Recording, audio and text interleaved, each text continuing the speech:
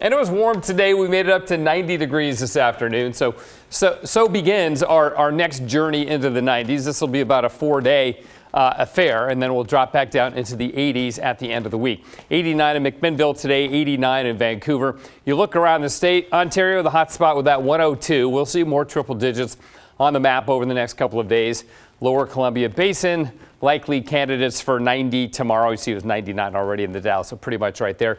The coast, though, 60s and 70s, really pleasant. Now, it's not just the afternoon highs that will be hot. The heat advisory starts Wednesday, continues into Thursday, but we've got some hot summer nights, and we've already been breaking records this summer with hot summer nights. Now, remember the big heat wave? It went from July 21st to August 1st. We're in the 90s for 8 days in a row. Well, we also had 8 days in a row where our low temperatures were over 65 degrees, and that is a record for consecutive days with low temperatures over 65 degrees. We've never done that before in Portland. Our hottest low temperature, in case you're wondering, heat dome last year. Who can forget that, right?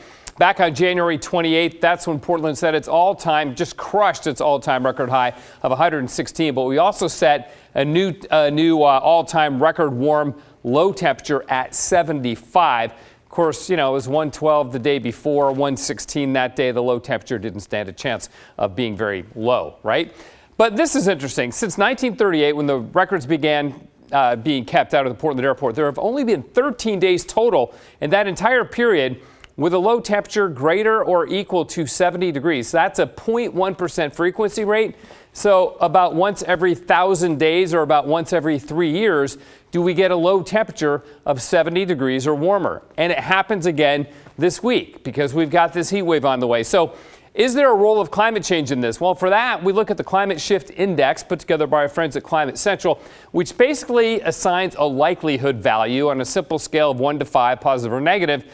And for this one coming up this week, we're on the 5 scale, which means it's extremely likely that climate change is influencing this event. In fact, it probably wouldn't happen without it. So it is interesting to see that. I mean, it has happened before, but not very often, as I just explained in Portland's history. All right, back to the cool weather at the coast. Doesn't that look good? I love the low clouds when it's hot in the valleys. Here's the heat advisory beginning Wednesday at noon, extending until Thursday night, covering much of Oregon, as you can see here. So it is going to be a warm run. But tomorrow's not too bad. It's a lot like today. We'll top out around 90, sunset at 8:16. So at least with this heat wave, two things. It'll be shorter, and the days are shorter, so we'll begin to cool off a little sooner with that 8:12 sunset there. So weak weather system blowing into BC right now. That's why we only make 90 tomorrow, not 95 or higher. But once that moves through, high pressure builds back on in. You see some clouds building from the south later in the week. We may get some thunderstorms over and east of the Cascades. Wait and see. But the really hot air centered over the lower Snake River Valley in southern Idaho builds back our way for Wednesday and Thursday. And then cooler westerly winds aloft will kick in for Friday and the weekend. So the weekend actually will be quite comfortable. 72 right now in Portland, freezing level back up over 14,000 feet. Okay, tonight, of course, clear. Tomorrow, sunny and hot, up to 90, but not as hot as it's going to be on Wednesday, 98, Thursday, 96, then back down into the 80s for Friday and Saturday. The weekend's warm. We're in the upper 80s, but at least we stay below 90 for that period.